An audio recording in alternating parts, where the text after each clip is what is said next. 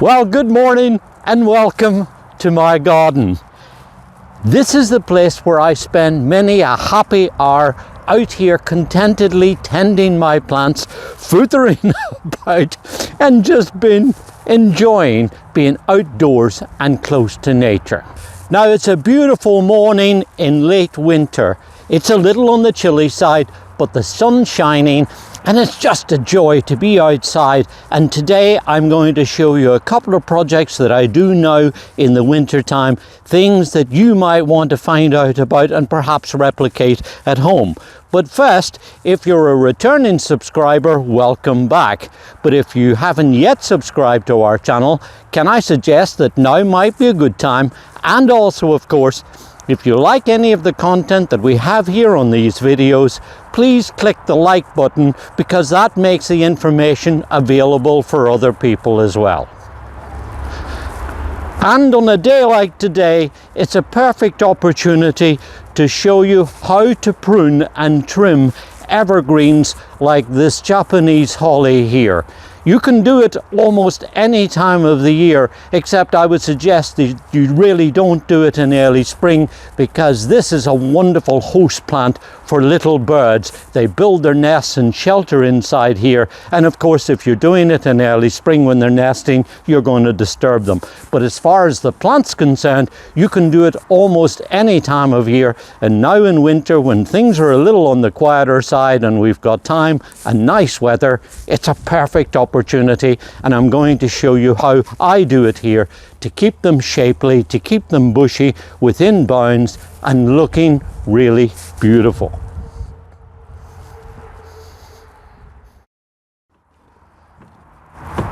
Now, to do this, the tools that you're going to need is a wheelbarrow, perhaps a set of step ladders if you want to get up to taller plants like I have here, or if you're not quite so good on step ladders and you're a little nervous about it, you can get one of these pole pruners that will allow you to get up to near the top of the plant.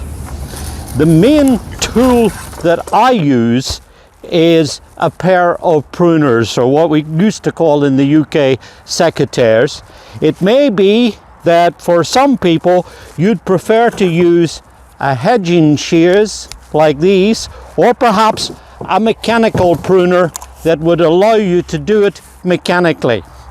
But one of the things that I like to do is, when I'm pruning these, is to leave them so that they're looking nice and natural, not manicured with a tight clipped shape like some people like to have. Perhaps if you've got a formal garden, you might want to have that effect, but personally I like it when they have a more natural, informal but yet structured look to the plants.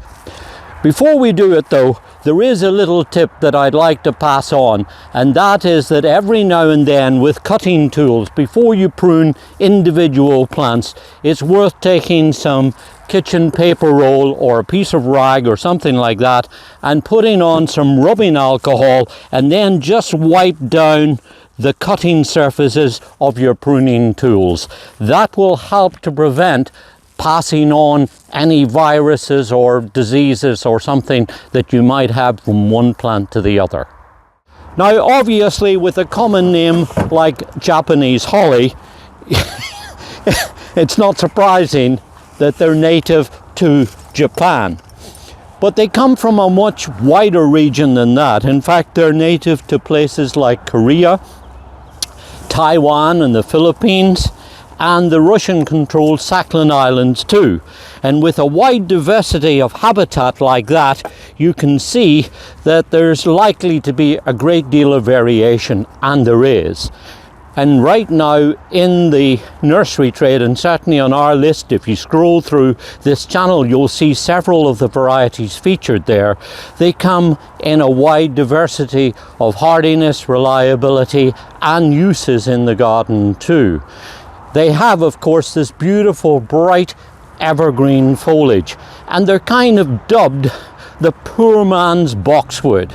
And that's because in a nursery situation they grow very fast and they make nice big specimens fairly quickly, whereas if you were trying to grow a boxwood to that size, it would take a lot longer and therefore they're likely to be more expensive. That means that they're very useful for new gardens, for a landscape that you're starting out first. You can put them in and get an almost immediate effect with them. And I like the way that they make beautiful plants for putting into containers too. So if you're looking for something to put into a pot by the front door, perhaps something around the Christmas period or even around a swimming pool, a patio deck or whatever, you can get one of these, pop it into a pot, and you've got an almost instant plant. Now, I mentioned about the beautiful dark evergreen foliage. There is one variety that, if you're looking for really smashing colour, is called Drops of Gold. It has bright golden foliage. Then there's a little one called Helleri that only grows in a kind of like a pancake shape, and it's one that goes back all the way to 1925 to a nursery in Newport, Rhode Island. It was picked out by a man called Heller, Joseph Heller. He picked it out. It was introduced then in the 1930s, and it's now probably one of the most widely used plants for kind of ground cover, for putting on banks and hillsides and just general landscaping. There's another one called Bennett's Compact, which does a similar habit or similar nature, but it grows a little bit more rounded in its shape. Then there are some that grow to about 5 to 6 foot or so, and they're very useful, like I'm using them here, for screening utility areas, things like trash cans, or in my case here, an air conditioner. Anywhere around the garden that you're trying to create a screen, then they're marvelous for that. And when I think back now, I'm kind of amazed, because it's 20 years since I put these plants in. In fact, I think probably over 20 years since I put these plants in. And during that time, literally, they have not required any maintenance. I come out occasionally and snip off some of the branches. These are my go-to plants for when I'm making floral arrangements, and at holiday times I use the foliage for making wreaths, swags and things like that, decorating at the holiday times. And so I'll often come out here and snip off some of the branches, but outside of that, not a whole lot of pruning. And that's the wonderful thing about them, is that once they get established, they really require very little maintenance. Then there are ones that grow up long and thin, one called Sky Pencil, which was actually found as a variant in Japan and introduced by the National Arboretum. And there's one then that grows a little bit fatter than that. It's been introduced by proven winners, called Skybox. It was developed by Mike Farrow at Holly Hill Nurseries in Maryland. It grows like a sentinel too, but a little bit more shapely in terms of a pyramidal type habit. And then there are ones like this wonderful variety here. This is one called Chesapeake, which is probably one of my favorites for a variety of reasons. This was introduced by Chesapeake Nurseries in the 1970s, and literally this plant on the corner of our gable wall here makes a lovely kind of welcoming feature as we go through onto the deck on this path.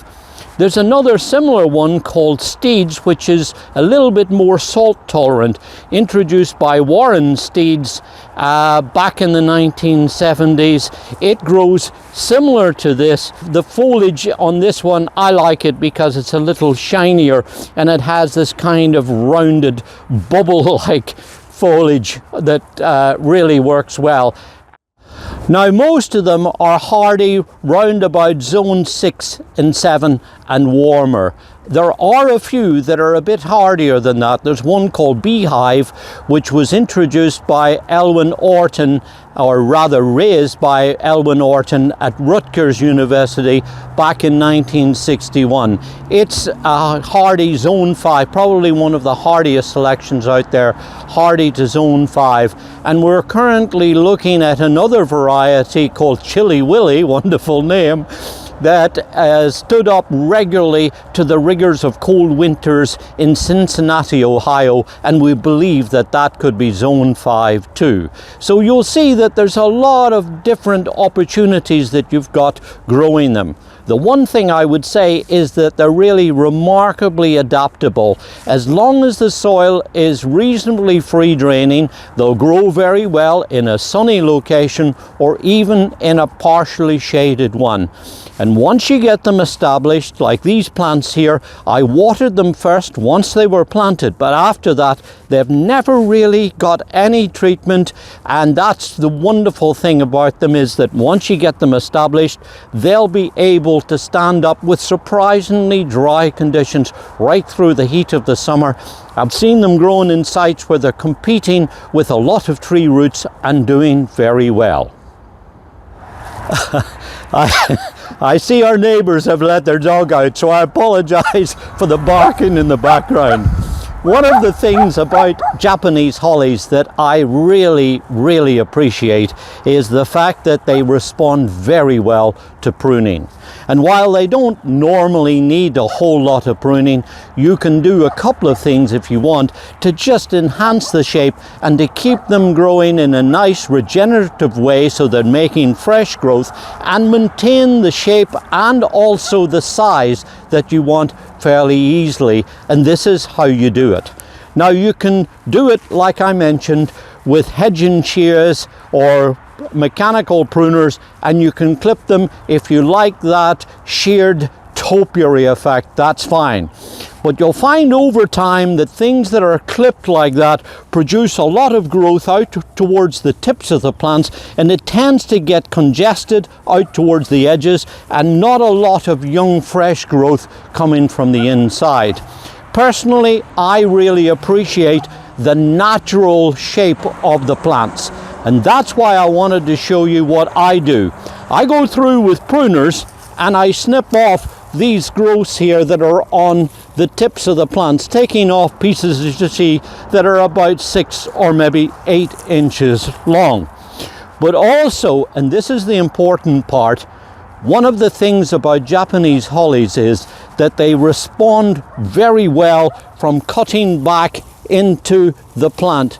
They really regenerate well from older wood, which is a really great benefit if you're using them as screening plants and they ever get too big for the position that you want.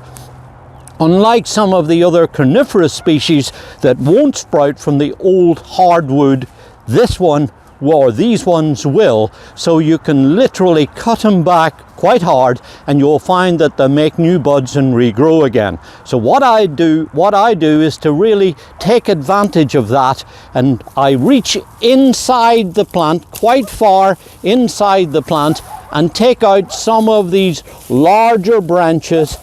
And that, as you see from these ones that I've cut previously here, they've sprouted from shoots that I trimmed back in previous years. So if you reach into the middle of the plant, you can take out some of these larger shoots like that, and that will then encourage new growth that will come out and be renewed, and then still keep that nice pyramidal shape. Now, one final thing I wanted to mention about that, and that is that plants in nature do not grow in a vertical habit. They don't grow as a green wall. So whether it's a specimen like this that you're planting, that you're pruning, or a line of them, it's important that you try to keep the foliage so that it's well furnished right to the base, and that means that you clip the plants so that they're wider at the base and then narrower up towards the apex or top of the plant, and that way light and growth is then going to come all the way up to the plant. If you try to keep a vertical wall of foliage, it's growing strongly up at the top, a little less so further down, and at the bottom can be quite weak and thin, and that's what happens when you get them all bare and leggy and ugly at the bottom. So trimming them like this will mean that you'll be able to keep your specimens nicely shaped and well furnished to the ground.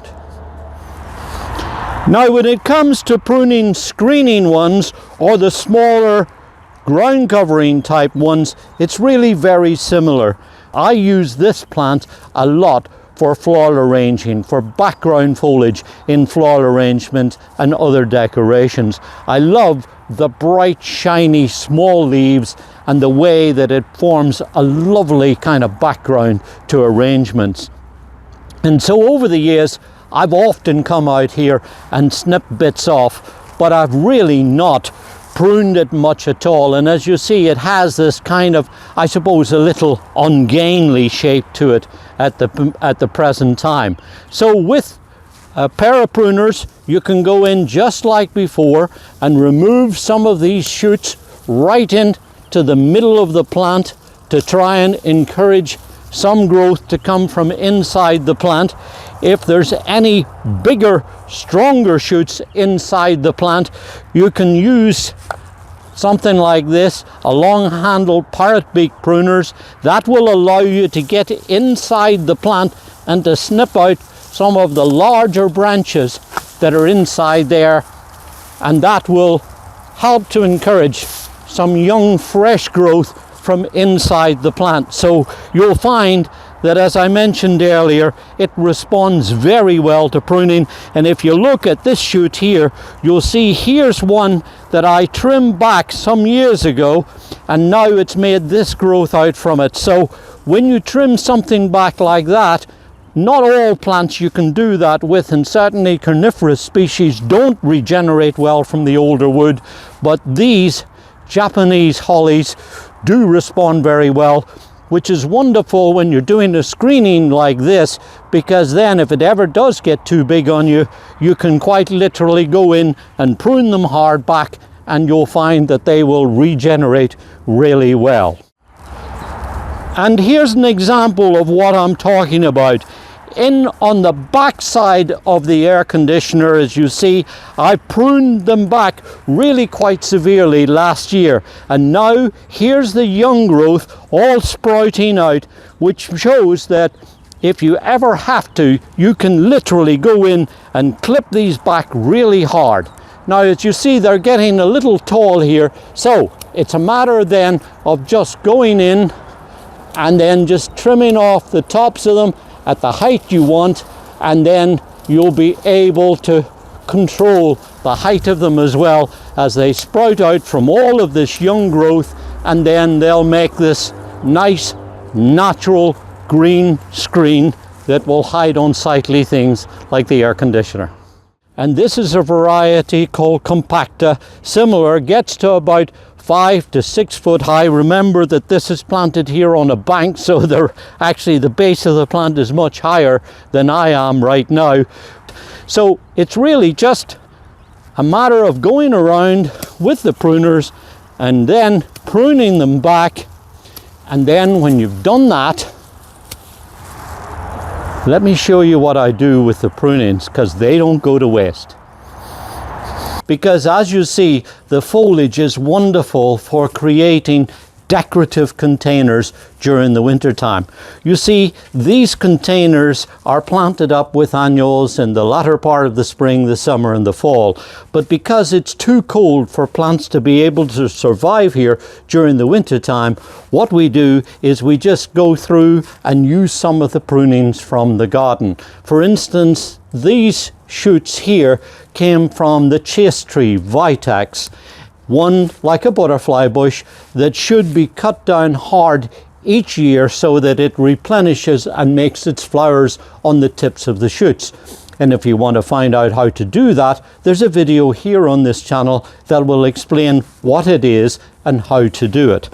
But the foliage of the Japanese hollies is really wonderful because it's so dark green and glossy, and all we do is really stick in some of the branches, go around and put them into the remaining soil, and as you see, makes it a decorative feature, particularly when you spray paint some of these branches here to make them stand out above the dark green glossy foliage.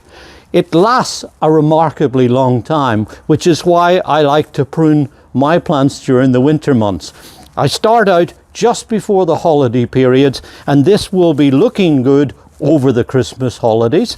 Then it will last for a good 4 to 6 weeks, and just now when the foliage is beginning to look a little bit discolored and disheveled, you can replenish it by going in again and pruning your plants like I just did, and then you'll be able to create planters like this. So there you are, a very useful, simple, and I hope you agree, attractive way to use prunings from your garden and get a good job done at the same time. This is David Wilson. Enjoy your gardening. It's good for us, and it's very good for our environment too.